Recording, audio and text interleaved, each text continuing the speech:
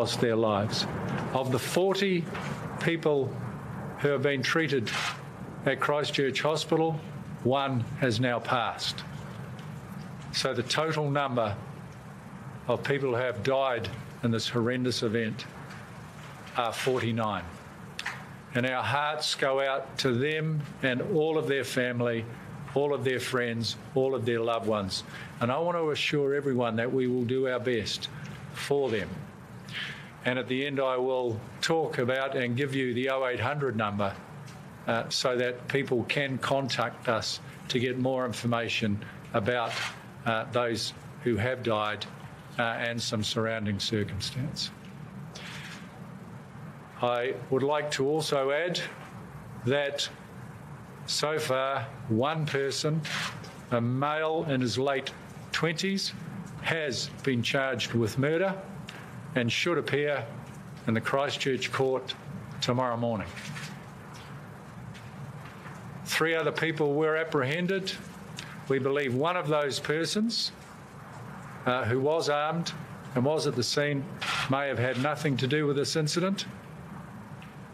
And the 2 other people that have been apprehended, again in possession of firearms in the general environment, we are working through to understand what their involvement is. We have recovered a number of firearms from both of the scenes, Linwood Avenue and Deans Avenue.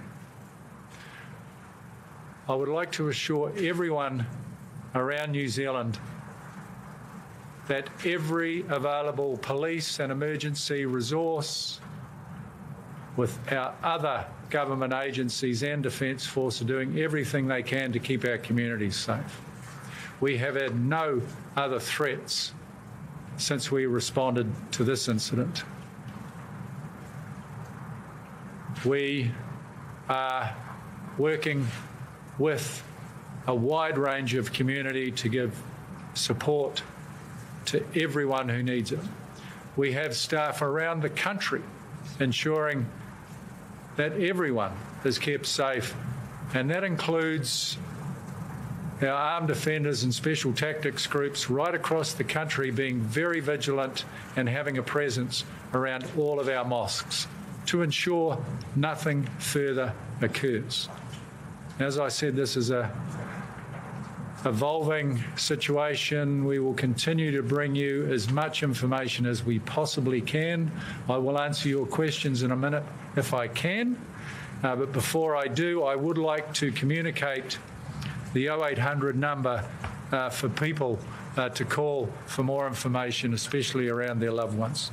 And that number is 0800 115 019. I would also like to commend, and some of you would have seen the brave actions on social media of police staff who responded to this incident. They have gone above and beyond on behalf of their communities to apprehend at least one of these offenders. So I take my hat off to all of my staff. I'm extremely proud of what they've done to date. Thank you. Why were these people not on a security watch list? Were they completely unknown to police? So that's a very good question. What I want to tell you right now is that we had no agency had any information about these people. And I can also tell you that I've been in contact with my Australian colleagues. They have no information on them at all either. And they are assisting with our inquiries. But I can also add that part of our investigation will be to look back at every possibility to ensure that we in law enforcement and security didn't miss any opportunities to prevent this horrendous event. Who carried out the shootings at the Deans Avenue Mosque? Was it the same person as who carried out the shootings at Linwood? Look, I would love to go into detail, but a person has been charged.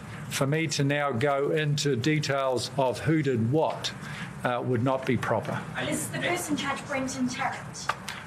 Again, I know there is a name within the public domain, but it would be improper for me now to confirm that because a person has been charged. There was a threat on a Facebook page made towards the Muslim community. Are you aware of that? They said that police had an early warning of this attack. I'm aware of that suggestion, which we're working through at the moment. When I have absolute clarity about that, I'll be sharing that. So I'm only aware of the suggestion. I'm not aware of it actually existing, but if it did, I'll be sharing that fact. Are you actively searching for any other suspects at the moment? We never assume that there aren't other people involved. That's why we've got a immense presence out there across Canterbury and right across New Zealand. But we don't have named or identified people that we're looking for. But it would be wrong to assume that there is no one else. You're not actively looking for any other shooter at this stage? At this point, we are not actively looking for any identified persons. How many days, weeks, months in the planning do you think this attack was? Look, I couldn't tell you, but I think I don't need to tell you this is a very well-planned event. Was there explosives on the body of one of the attackers? So I'm aware of that commentary as well. What I can say is that that person may have suggested that. We have eliminated that as a possibility. There was not. We've also talked about my IED devices on 2 vehicles. I'd like to clarify that and say that there were possibly 2 IDs on 1 vehicle. And we've disabled one, and we're in the process of disabling the other with the assistance of the Defence Force. With controlled explosions at Britomart and Auckland, anything to do with this investigation? We believe not, but of course there's a real heightened sense out there within the communities. People are being very vigilant, and I congratulate them and encourage that. But we've dealt with 2 bags that were left at Britomart. They've been detonated. We don't believe they were of any threat. You spoke about increased police presence at other mosques throughout New Zealand. Are you concerned that this event could be coordinated with other potential events? There could be other events coming in New Zealand? We don't have any information to that extent, but it's always important to take preventative precautions, and that's exactly what we're doing. Was Christchurch Hospital targeted? No, I think there was some early reporting of that, but it was confused with the fact that 40 people were taken there very quickly for emergency medical treatment. It was not targeted.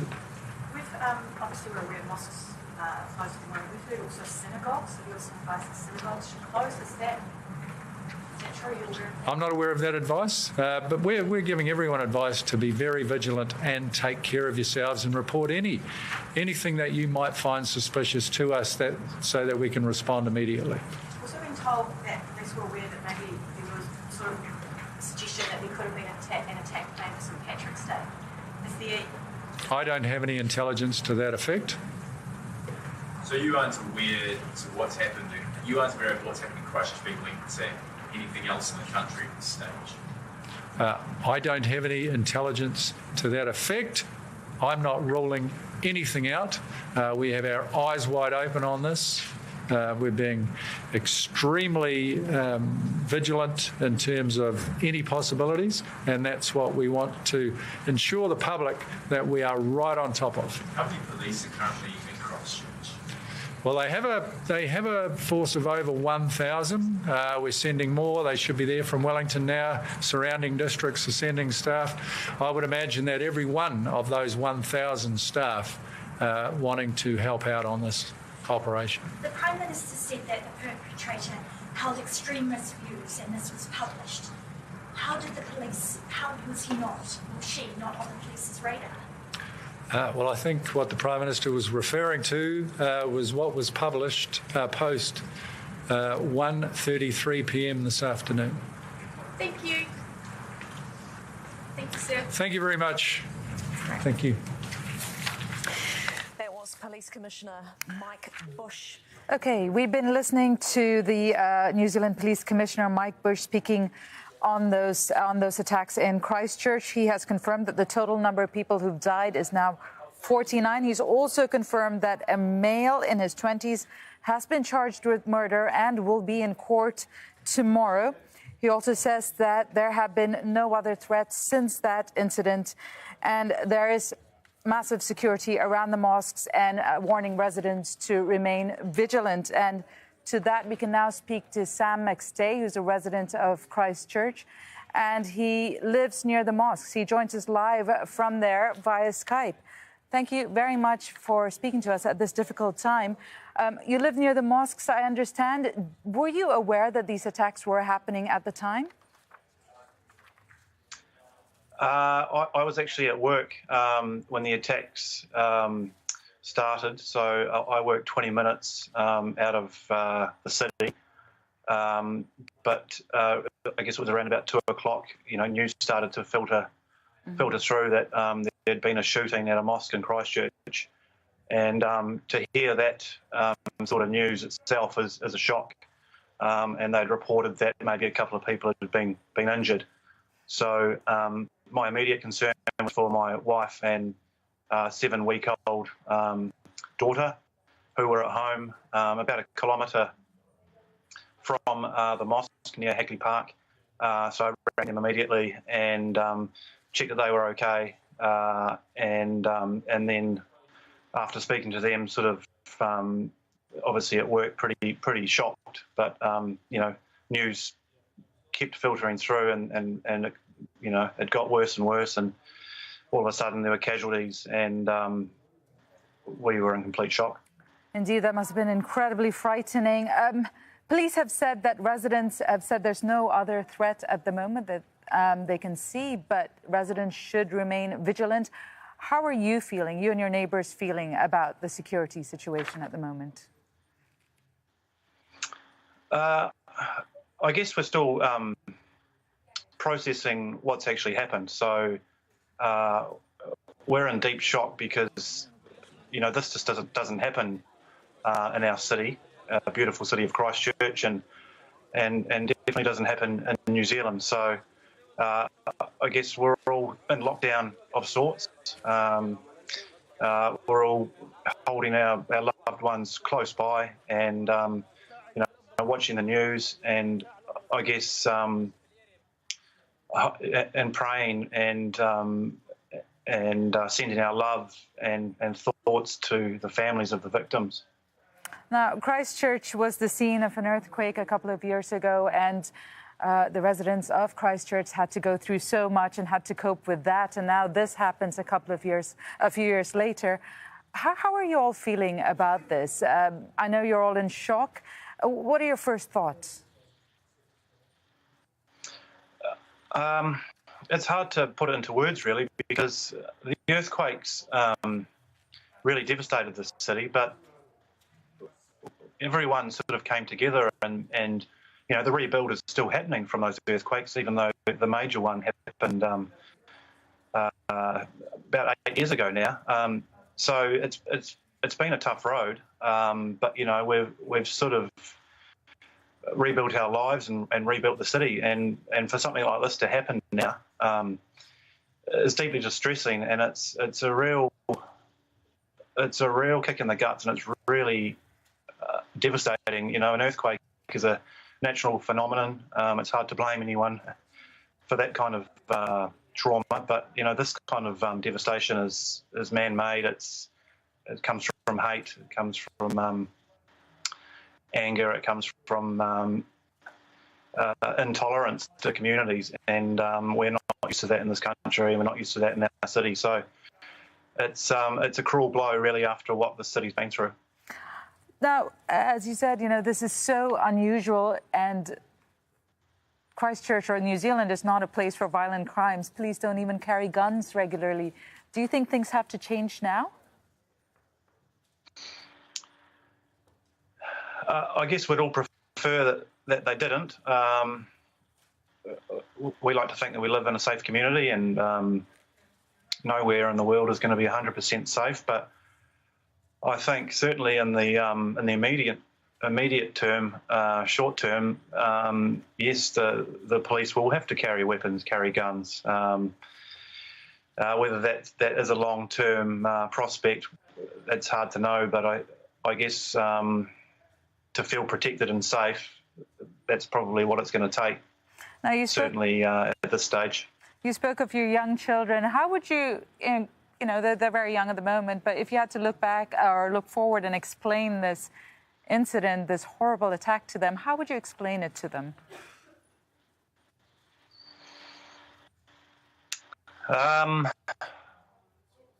That's a really good question. There's a lot of people out there in our world that sort of get turned in the wrong direction, get led astray. They are brainwashed. They are taught to be angry at the world, taught to hate certain people, hate certain religions, people from different backgrounds. And this was one man, a number of people that gone down that path, I suppose, in life, and that they chose to do that for whatever reason.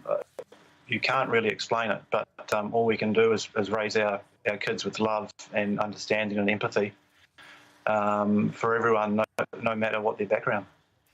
Sam McStay, really good to speak to you. Thank you for taking the time to speak to us, and our thoughts are with you, your family and your community. Thank you. OK, earlier we spoke to Christchurch-based journalist Laura Tupu on the phone, and she has the latest on the security measures that are still in place there. They've told us they saw bodies on the ground covered in blood at the mosques. They said they saw a shooter who was wearing military gear, a helmet and holding a high-powered machine gun. And now this man had a 17-minute-long video of the shooting that was reportedly live streamed, and we understand many internet providers are trying to take down any video of that is online. None of the people who have died have been identified at this stage, and the Prime Minister said it's one of our darkest days and the worst massacre in living memory in New Zealand. This happened on a Friday afternoon local time, so all the schools were in lockdown. That's since been lifted, so people have been able to go home. But around the mosques itself, there are still cordons in place, and there are hundreds of people gathering, family members of people who believe their loved ones were at the mosque, just looking for any information possible. Please say those people can be there because there are social workers to talk to them, there are police there to talk to them, but anyone who isn't related to anyone who may have been caught up in this should remain at home. We'll be continuing our coverage of those mass shootings in New Zealand and bringing you the latest information on that. But for now, we're going to take a short break and bring you some other news. We'll be going to Gaza, where reprisal attacks. Israel says it's hit 100 Hamas targets in Gaza after rockets are fired at Tel Aviv. We'll bring you more information on that, too.